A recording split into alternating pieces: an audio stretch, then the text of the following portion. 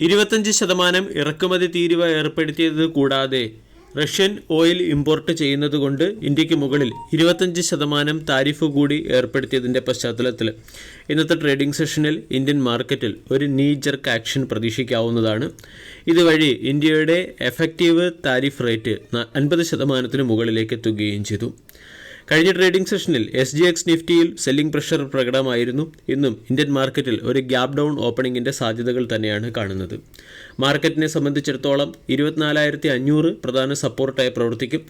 24,500 എന്ന സപ്പോർട്ട് നഷ്ടമായാൽ 24,200 വരെ മാർക്കറ്റ് ഇടിയാൻ സാധ്യതയുണ്ട്. 24,750, 800 തുടങ്ങിയ സോണുകളായിരിക്കും മാർക്കറ്റിൻ്റെ പ്രധാന റെസിസ്റ്റൻസായി പ്രവർത്തിക്കുക. ഇനി കഴിഞ്ഞ ദിവസവും ഫോറിൻ പോർട്ട്ഫോളിയോ ഇൻവെസ്റ്റർ ഇന്ത്യൻ മാർക്കറ്റിൽ നെറ്റ് സെല്ലറായി മാറിയിരുന്നു. 4,999 കോടി രൂപയുടെ സെല്ലിംഗാണ് FPIs നടത്തിയത്. അതേസമയം ഡൊമസ്റ്റിക് ഇൻസ്റ്റിറ്റ്യൂഷണൽ ഇൻവെസ്റ്റർ 6,794 കോടി രൂപയുടെ ബൈങ് നടത്തുകയും ചെയ്തു.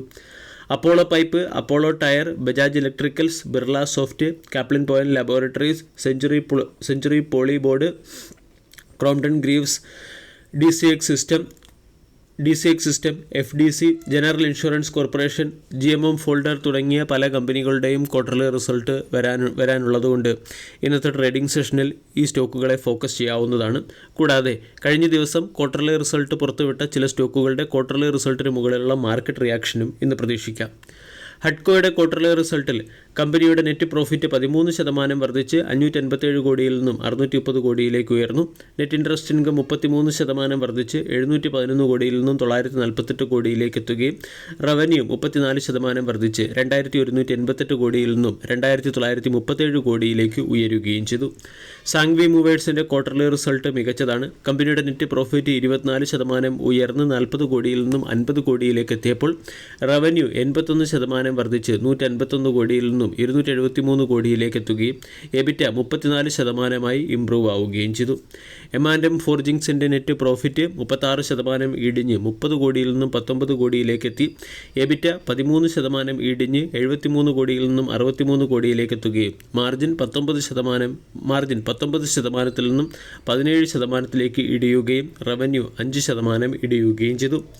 കിർലോസ്കർ എഞ്ചിൻ ഓയിലിൻ്റെ നെറ്റ് പ്രോഫിറ്റും 11% ഇടിഞ്ഞ് 159 കോടിയിൽ നിന്നും 141 കോടിയിലേക്ക് എത്തി. റവന്യൂ 8% വർദ്ധിച്ചപ്പോൾ EBITDA 1% വർദ്ധിച്ചത്.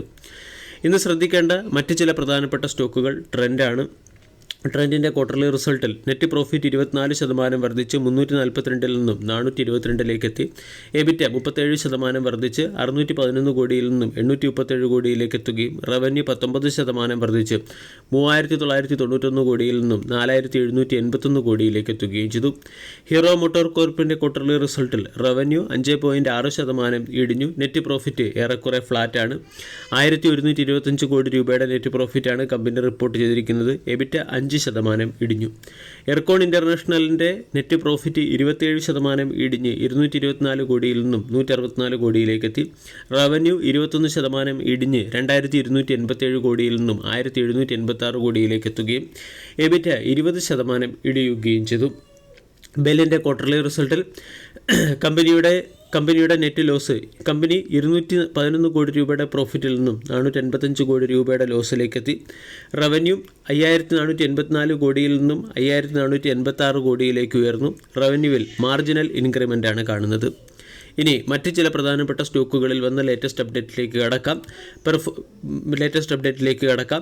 High performance space structure system manufacture ചെയ്യുന്നതിന് വേണ്ടി Paras defence and space technology എന്ന കമ്പനി ഒരു ജർമ്മൻ കമ്പനിയുമായി ചേർന്ന് എഗ്രിമെൻറ്റിൽ ഒപ്പുവെച്ചിട്ടുണ്ട്. ജാഷ് എഞ്ചിനീയറിംഗ് എന്ന കമ്പനിയുടെ ഓർഡർ ബുക്ക് പരിശോധിച്ചാൽ കമ്പനിക്ക് 875 കോടി രൂപയുടെ ഓർഡർ ലഭിച്ചതായിട്ട് കാണാൻ സാധിക്കും.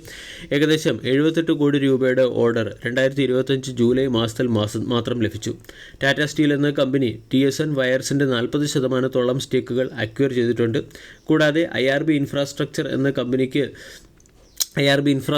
കമ്പനിയുടെ total gross toll collection 10% year on ഇയറിൽ വർദ്ധിക്കുകയും ചെയ്തു. MOILൻ്റെ പ്രൊഡക്ഷൻ റിപ്പോർട്ട് പുറത്തു വന്നിട്ടുണ്ട്. Manganese ore production 11.4% year on ഇയറിൽ വർദ്ധിച്ചപ്പോൾ സെയിൽസ് 5.02 ലക്ഷം ടണ്ണായി ഉയരുകയും ചെയ്തു. എൻവിയോ ഇൻഫ്രാ എഞ്ചിനീയറിംഗ് എന്ന കമ്പനിക്ക് കമ്പനിക്ക് വേരിയസ് ഗവൺമെൻറ് അതോറിറ്റീസിൻ്റെ സൈഡിൽ നിന്നും 1178 കോടി രൂപയുടെ ക്യുമുലേറ്റീവ് ഓർഡർ ലഭിച്ചതിൻ്റെ പശ്ചാത്തലത്തിൽ സ്റ്റോക്കിനെ ഫോക്കസ് ചെയ്യാവുന്നതാണ്. ജിൻഡാൽ വേൾഡ് വൈഡ് എന്ന കമ്പനി അതിൻ്റെ സബ്സിഡറി കമ്പനിയുടെ 51% സ്റ്റേക്ക് അക്വയർ ചെയ്തതിൻ്റെ പശ്ചാത്തലത്തിൽ സ്റ്റോക്കിനെ ഫോക്കസ് ചെയ്യാം. കൂടാതെ വാരി എനർജി എന്ന കമ്പനിയുടെ പ്രൊമോട്ടർ 12.5 ലക്ഷം, അതായത് 3% സ്റ്റേക്ക് ഓഫ്ലോഡ് ചെയ്യുന്നു. ഇതിൻ്റെ പശ്ചാത്തലത്തിൽ വാരി എനർജി എന്ന സ്റ്റോക്കും ഇന്ന് മാർക്കറ്റിൻ്റെ ശ്രദ്ധയാകർഷിച്ചേക്കും. വീഡിയോ എല്ലാവർക്കും ഇഷ്ടമായി എന്ന് വിശ്വസിക്കുന്നു. താങ്ക്